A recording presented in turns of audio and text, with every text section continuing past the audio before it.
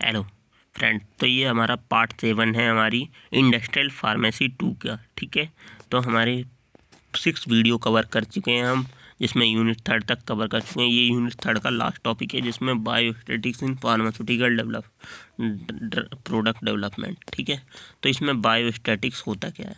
तो basically biostatics, bio माने biology और स्टैटिक्स माने मैथ। ठीक है, तो बायोस्टैटिक्स का रोल क्या है फार्मास्यूटिकल डेवलपमेंट में? So the calculation of biological term and biological study is known as biostatics. ठीक है, तो कोई भी बायोलॉजिकल टर्म्स है या biological studies is known as biostatics, उनका calculation. So statics is the science which deal with the collection of numerical fact. ठीक है, so biostatics is the branch of static concerned with mathematical facts and data related to biological event। ठीक है, sir Francis गैलेक्टन, जो sir Francis गैलेक्टन थे the father of biostatics. ठीक है, अब biostatics types of biostatics, पहला होता है इंटर इनफेरेंटियल बायोस्टैटिक।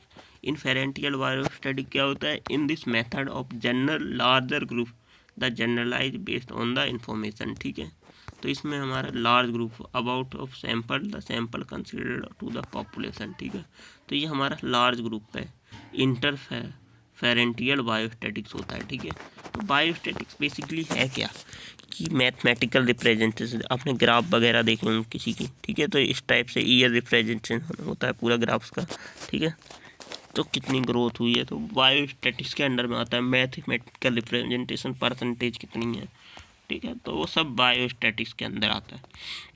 अब इसमें तो बायोस्टैटिक्स क्या है? In this method the generalize larger group के ऊपर किया जाता है। Generalize is based on the information about the sample consideration to the population. दूसरा होता है डिस्क्रिप्टिव बायोस्टैटिक्स। ठीक है, जिसे डिस्क्रिप्टिव बायोस्टैटिक्स बोलते हैं। सो और डिस्क्राइब व्हाट डाटा इज और what data so with the help of graphical और ट्यूबुलर रिप्रेजेंटेशन। ठीक है, जो डिस्क्रिप्टिव बायोस्टैटिक, जिसमें डिस्क्रिप्शन रहता है, उसका पूरा रिप्रेजेंटेशन रहता है ग्राफ का। ठीक है, और इसके अंदर क्या रहता है हमारा? जनरलाइज लार्जर ग्रुप के ऊपर रहता है, ये हमारा इन्फॉर्मेशंस रहती हैं सारी। ठीक है, देन स्टेजेस ऑफ बायोस्टैटिक्स, तो पहली आती है स्टेप 1। स्टेप 1 में क्या होता है? Drug discovery up to 10,000 compound से ऊपर होगा। देन टाइम पीरियड लगेगा इसमें 4 से 5 साल का। ठीक है, दूसरा आएगा स्टेप 2, जहाँ पे प्री क्लिनिकल टेस्टिंग होगी, जहाँ पर टाइम पीरियड रहेगा 1 ईयर। ठीक है, देन उसके बाद हमारा स्टेप 3 आएगा। स्टेप 3 में क्लिनिकल ट्रायल रहेगा 1 से 10 कंपाउंड के ऊपर, टाइम का पीरियड रहेगा 6 to 5 ईयर। देन स्टेप 4 आएगा, लाइसेंसिंग पीरियड रहेगा 1 ईयर अप्रूव्ड ड्रग के लिए। देन टाइम पीरियड फॉर एक अप्रूव्ड ड्रग के लिए 1 to 5 ईयर लग जाएंगे। ठीक है, तो यहाँ पे हमने देख लिया कि ये सारा बायोस्टैटिक्स में ही होता है। ठीक है, देन मार्केट लॉन्च और 6 मंथ का पीरियड लगेगा। ठीक है, तो ये सब स्टेजेस हैं हमारे बायोस्टैटिक्स के। देन उसके बाद है को करंट मेडिसिन। ठीक है, को करंट मेडिसिन क्या है?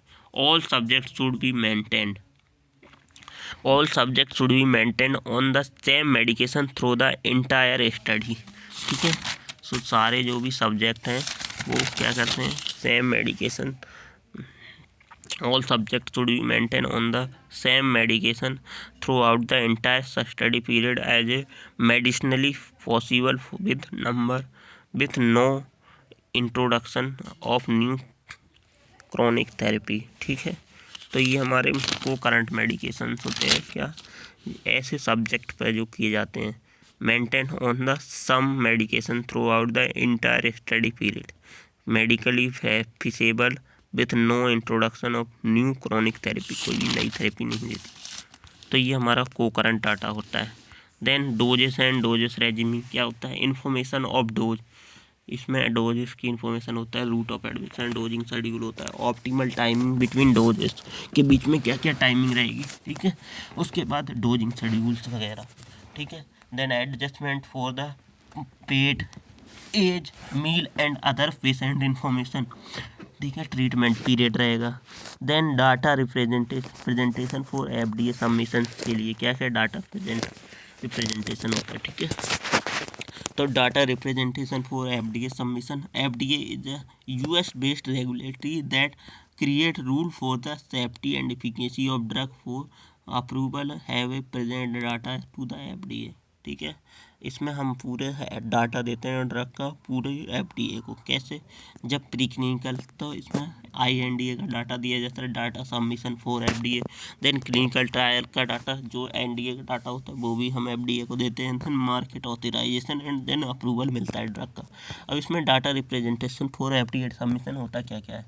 So in starting phase, in the all data of preclinical and clinical trial was sent offline, which known as the common technical document। ठीक है, तो पहले क्या होता था, पहले के टाइम पे जो डाटा भेजते थे FDA को वो ऑफलाइन भेजा करते थे, तो उसको हम बोलते थे कॉमन टेक्निकल डॉक्यूमेंट। ठीक है, जिसमें clinical trial was sent offline. ठीक है, देन बट आफ्टर 5 मई 2017 2017 5 मई 2017 के बाद the all data of pre clinical and clinical trial for drug development, ये हमारा किसके ECTT फॉर्मेट में जाने लगा, जिसे हम इलेक्ट्रॉनिक कॉमन टेक्निकल डॉक्यूमेंट बोलते हैं, इसके फॉर्म में जाने लगा। ठीक है, तो द CTT ट्रायंगल, ये हमारा एक तरह का उस डाटा को भेजने का ट्रायंगल होता है, कैसे कैसे भेजते हैं। तो ये हमारे CTT triangle is common technical document organise in 5 module. 5 module में हमारा CTT होता है कॉमन का, जो भी कॉमन टेक्निकल डॉक्यूमेंट होता है वो 5 उसमें होता है। ठीक है, इस डॉक्यूमेंट के अंदर क्या होता है, मॉड्यूल 1 होता है जो रीजन स्पेसिफिक होता है। ठीक है, then module 2, 3 and 5 are intended to common for all region, सारे रीजन्स के लिए होता है। ठीक है, तो मॉड्यूल 1 जो होता है इस CTT का वो नहीं, not module regional administration information के लिए होता है, not of the CTT। But जो CTT होता है कॉमन टेक्निकल डॉक्यूमेंट, वो सारे रीजन्स के लिए सेम होता है। ठीक है, तो प्रोसीजर ऑफ यूरोपियन यूनियन या MA एप्लीकेशंस क्या क्या होता है। सो 1 MA valid for European union. ठीक है, तो यहाँ पे ये हमारा मॉड्यूल है CTT का। पहला मॉड्यूल 1 है जिसमें रीजनल इन्फॉर्मेशन रहेगी। देन मॉड्यूल 2 में हमारे टेबल ऑफ कंटेंट रहेगा, CTT इंट्रोडक्शन रहेगा। ठीक है, देन उसके बाद मॉड्यूल 2 के बाद मॉड्यूल 2.3। ठीक है, 2.3, 2.4, 2.5, 2.6, 2.7 रहेंगे इसके अंदर। तो इसके अंदर क्वालिटी ओवर ऑफ समरी रहेगा, देन नॉन क्लिनिकल ओवरव्यू रहेगा, नॉन क्लिनिकल समरी रहेगी, देन क्लिनिकल ओवरव्यू रहेगा, क्लिनिकल समरी रहेगी। देन उसके बाद मॉड्यूल 3 आएगा। मॉड्यूल 3 में हमारा क्या रहेगा, क्वालिटी रहेगी और नॉन क्लिनिकल स्टडी रिपोर्ट रहेगी। देन मॉड्यूल 4 में क्लिनिकल स्टडी रिपोर्ट रहेगी। ठीक है, तो ये हमारे सारे मॉड्यूल्स हैं। So drug approved send online through the electronic submission gateway which known as the electronic common technical document. ठीक है, ये गेटवे होता है, ECTT के द्वारा हम ड्रग को सबमिशन करते हैं। तो the electronic submission of data involve in 4 step, 4 step में हमारा डाटा सबमिट होता है। Planning and management of project. ठीक है, then dossier document preparation, dossier publishing, dossier submission. ठीक है, तो इन सब में ये हमारा होता है। ठीक है, तो electronic submission of data involve in 4 step. पहला हम प्लानिंग करते हैं, दूसरा सबमिशन मेथड हमारा, जो प्लानिंग क्या होती है, मोस्टली क्या होती है हमारी प्रोजेक्ट टीम के द्वारा की जाती है। Then dossier document preparation, dossier publishing, then dossier submission. अब प्लानिंग के अंदर भी क्या क्या होता है, planning and management of project. So here following things which are should be considered during the planning and submission of data to FDA। पहला होता है सबमिशन फॉर्मेट, मोस्टली फाइल और XML फॉर्मेट होता है।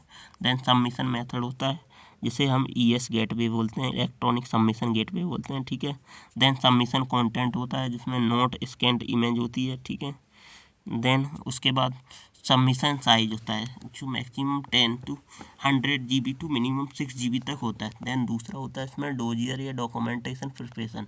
ठीक है, so for data submission to FDA be prepare dossier form for all data that include 5 module, जो अभी हमने ऊपर देखे थे। मॉड्यूल 1 के अंदर एडमिनिस्ट्रेटिव इंफॉर्मेशन, मॉड्यूल 2 के अंदर quality overall summary, non clinical overview, non clinical summary, clinical overview, clinical summary. ठीक है, उसके बाद मॉड्यूल 3 रहेगा जिसके अंदर क्वालिटी रहेगी।